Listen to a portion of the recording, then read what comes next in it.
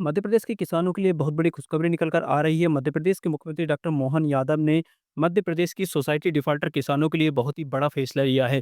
मध्य प्रदेश के किसानों के लिए एक बहुत ही बड़ा निर्णय मध्य प्रदेश के मुख्यमंत्री डॉक्टर मोहन यादव ने बुधवार को अपनी बैठक में लिया।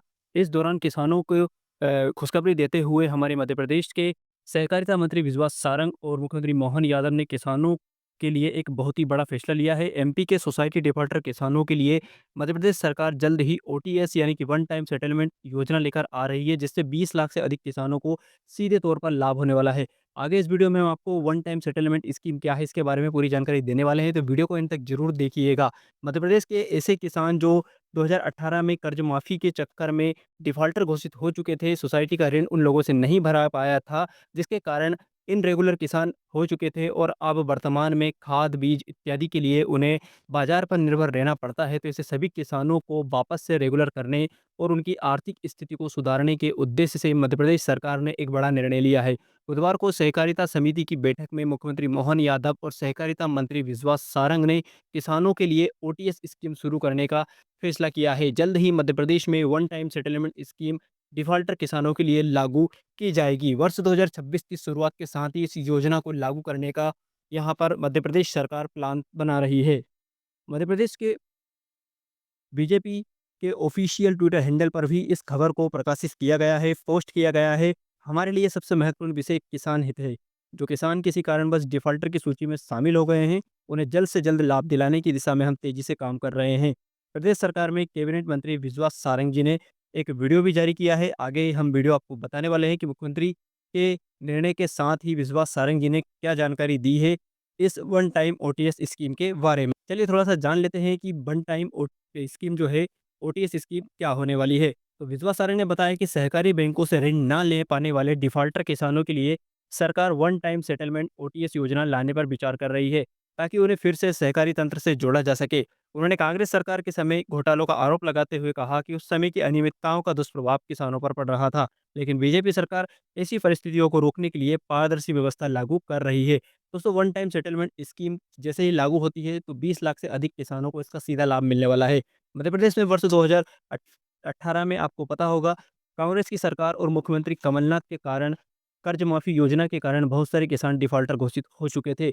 ऐसे किसानों को फिर से पटरी पर लाने और उन्हें फिर से सहकारी केंद्रों का लाभ दिलाने के उद्देश्य से मुख्यमंत्री मोहन यादव ने बुधवार को एक सहकारिता बैठक आयोजित की और इस बैठक में किसानों को हित को ध्यान में रखते हुए वन टाइम सेटलमेंट स्कीम योजना को लागू करने का निर्णय लिया गया। किसान भाइयों, ये स्कीम डिफॉल्टर किसानों के लिए बड़ी खुशखबरी लेकर आ सकती है। कर्ज माफी और वन टाइम सेटलमेंट पर सरकार का बड़ा फैसला हो चुका है। किसानों को रेगुलर करने के लिए इस योजना को फिर से लागू किया जा रहा है। योजना लागू होने के बाद जो भी डिफॉल्टर किसान है, करीब मध्य प्रदेश में 20 लाख ऐसे किसान हैं जो डिफॉल्टर घोषित हो चुके हैं। तो इन सभी किसानों को रेगुलर किया जाएगा, ताकि ये किसान बाजार से यूरिया, डीएपी, खाद, बीज इत्यादि की खरीद ना कर सके, क्योंकि बाजार में जो किसान डिफॉल्टर घोषित है उनको बाजार से खाद बीज लेना पड़ता है। सहकारी समिति से उन किसानों को खाद बीज नहीं दिया जाता है। ऐसे में किसान जब बाहर मार्केट से खाद बीज लेता है तो बिचौलिए और मार्केट के व्यापारी गोरख धंधा करते हैं, किसानों से ज़्यादा रेट में उन्हें खाद और बीज की सप्लाई करते हैं, जिससे कि भ्रष्टाचार बढ़ रहा है। और ऐसे में मध्य प्रदेश सरकार नहीं चाहती है कि किसानों पर आर्थिक बोझ पड़े। इसी को ध्यान में रखते हुए प्रदेश सरकार ने वन टाइम सेटलमेंट स्कीम को लागू करने का फैसला किया है, ताकि जितने भी डिफॉल्टर किसान हैं उन्हें सहकारी समिति की योजनाओं का लाभ मिल सके, उन्हें खाद एवं बीज के लिए बाजार पर निर्भर ना रहना पड़े। सहकारी समितियों के माध्यम से रेगुलर किसानों की तरह इन डिफॉल्टर किसानों को भी लाभ मिल सके, जो कि बहुत ही बड़ा अपडेट किसानों के लिए होने वाला है। तो चलिए अब वीडियो में आगे बढ़ते हैं और आपको सुनवाते हैं कि सहकारिता मंत्री विश्वास सारंग जी ने क्या कुछ कहा है इस योजना को लेकर। जी समय समय पर हर विभाग की समीक्षा करते हैं और 2 वर्ष पूर्ण होने पर सभी विभागों की समीक्षा हो रही है। सहकारिता विभाग की भी समीक्षा हुई है। विगत दिनों में क्या कुछ विभाग ने किया, इसकी समीक्षा हुई है और आगे की कार्य योजना 3 साल की, उस पर भी माननीय मुख्यमंत्री जी ने निर्देश दिए।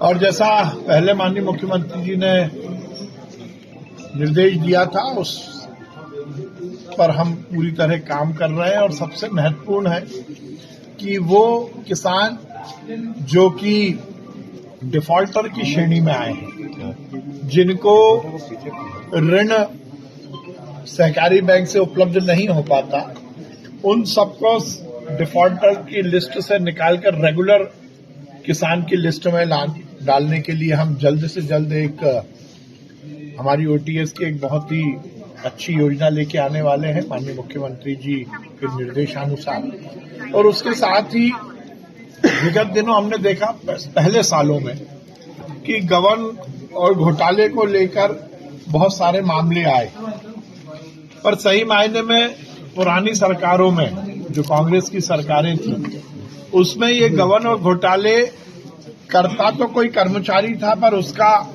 असर किसानों पर पड़ता था।